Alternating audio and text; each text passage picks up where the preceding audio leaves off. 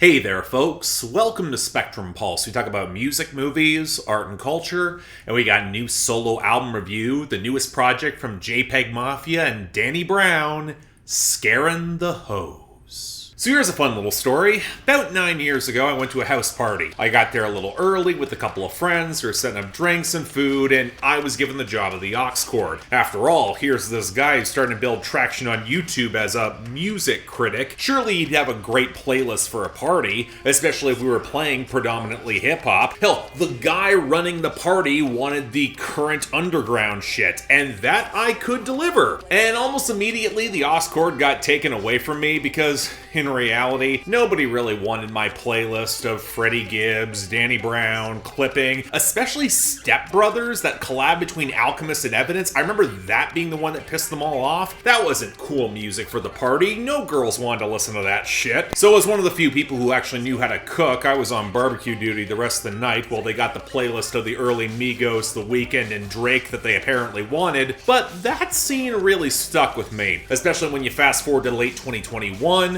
where I was talking about hip-hop during personal training, and I shared LP by JPEGMAFIA with my trainer. And make no mistake, he and I had a great time with it, but pretty much everyone else who was training in the same room at the gym kept asking us to switch over to something that was a little less crazy, and those complaints were coming predominantly from men. My point is that there has long been this belief that there are subgenres and sounds within rap music that'll scare the hose, especially of the more violent or abrasive underground variety. If you're looking to set the mood or set the vibe, I mean, that's a way to clear the room, especially of any women, presumably. Of course, the reality is way more complicated. More folks, and especially more women, are accepting of violent and weird or nasty nowadays than they were in the simpler times of 2014, presumably, especially if you stick to the more accessible bangers. And again, in both cases, the folks that were telling me to change the music were not women. It was a bunch of guys made uncomfortable by stuff that's outside of their norms. And again, who can't say guys can't be hoes after all here? All this was on my mind when I heard about Scaring the Hose, the collab project between the veteran producer and rapper JPEGMAFIA and Danny Brown, both of who are known for some of the most out there experimental rap these days in terms of production and content. Although I would argue that the reality is that both of them are more accessible than you would often give them credit. And if you can get your mind into their distinctive frames of reference, the material actually goes down pretty quickly. In other words, given how much I liked when Danny Brown has worked with Peggy before, and how LP is one of the best albums of 2021, or how when Danny Brown gets on his most experimental of production, we get albums like Atrocity Exhibition, I was really excited for this.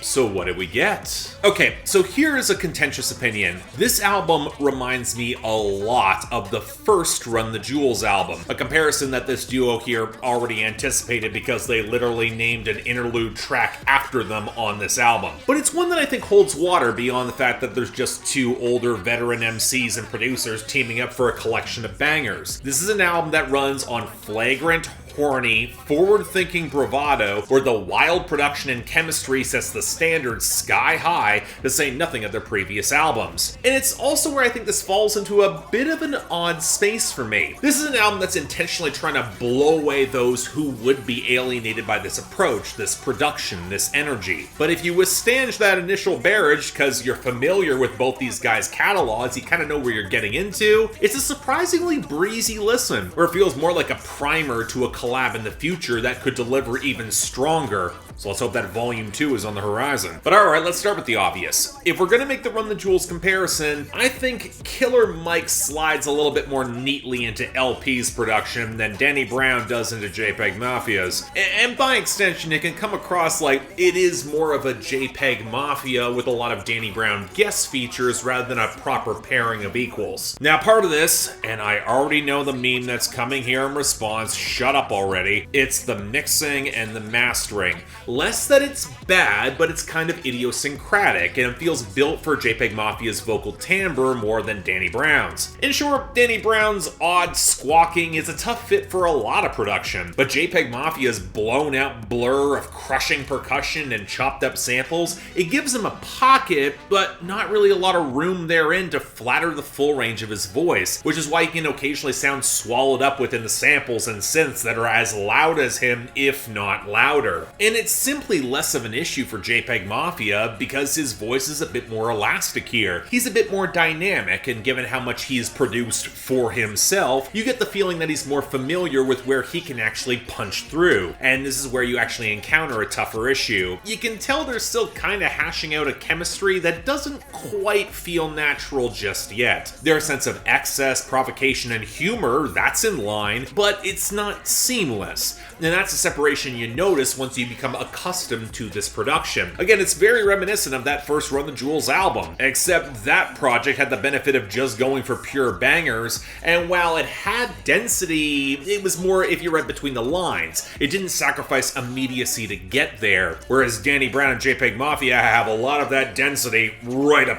from the jump. Well, okay, density from a matter of speaking. Mostly it comes with this production, which necessarily forces you to pay attention and listen a little bit closer in order to catch everything in the fast flows. They're not slowing down for you, especially as the percussion often mutates across breakbeats, scratching, and tempo shifts, and that's before the mix gets bricked out by JPEGMAFIA throwing cacophonous blast in your face. Take Garbage Pail Kids, where after a cluster of samples, one from an old meat packing commercial, I see what you're doing there, Peggy, then there's a lot of chirpy vocals as the mix will roil, but for the transitions, it erupts into this absolutely filthy roar of guitar, proving just how heavy this album can get when it wants to, like on that percussive clank with a blubbery synths on Shut Your Bitch Ass Up Muddy Waters, or that southern gospel swell behind God Loves You, or Where You Get Your Coke From crushes everything around its patter. Honestly, it sounds really good. I could see Pusha T being on it. Then there's Burfict, that sounds like an old school ESPN sports intro ripped into the biggest banger of this album. That's a joke I'm a little tentative to make, except for the fact that Peggy references Antonio Brown on Heaven on Earth, so I'm fairly certain he was setting up for it. And hell, that song just highlights how much Peggy will switch into his own crooning or softer touches around the final third that's just stuffed with the sex jams, like on Orange Juice Jones, or the Japanese guitars and bells on Kingdom Hearts Key, or the contorted smooth jazz of Jack Harlow Combo Meal, made all the more funny by just how filthy that saxophone was on Run the Jewels, which came one song before. The sequencing of this project is shockingly good, given how off the wall it often is. Speaking of which, then there's the title track, with the deranged hand claps and the kookier melody, with the percussion that goes hard as hell, or how Kingdom Hearts Key will bend across time signatures and percussion,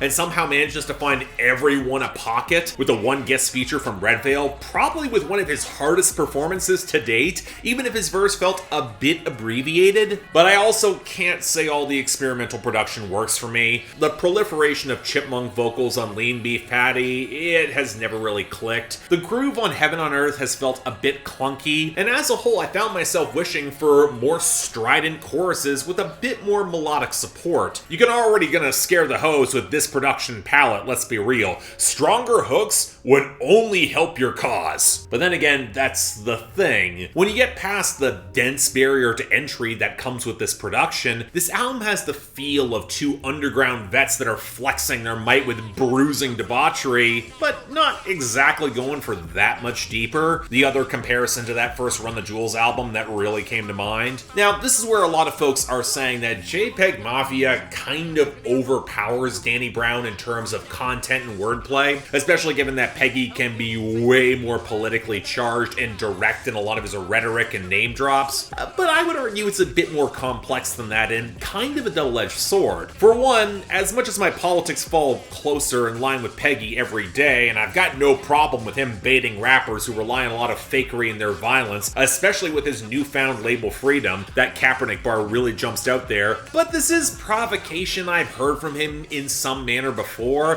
and I don't think it cuts quite as deeply as the strongest notes on LP did. But for another, I think Danny Brown actually gets it a lot too. He's got that one verse on the title track that highlights just how much modern rap isn't about the music or artistic experimentation, but an increasingly corporatized vibe that renders many of its advocates outright hypocrites, later echoed on Harlow Combo Meal, where he scorns the guys who bought that fast food with that branding with full knowledge of what they were doing. And hell, both these guys are veterans who are more annoyed that folks won't take those chances, which is why they are so flavorful and flagrant. Not all the experiments work, sure, but that's what experiments are for. And Peggy is smart enough to call out the white audiences who will just complain as their fleeting contributions to hip-hop culture, which is often taken with more outsized influence than it really deserves.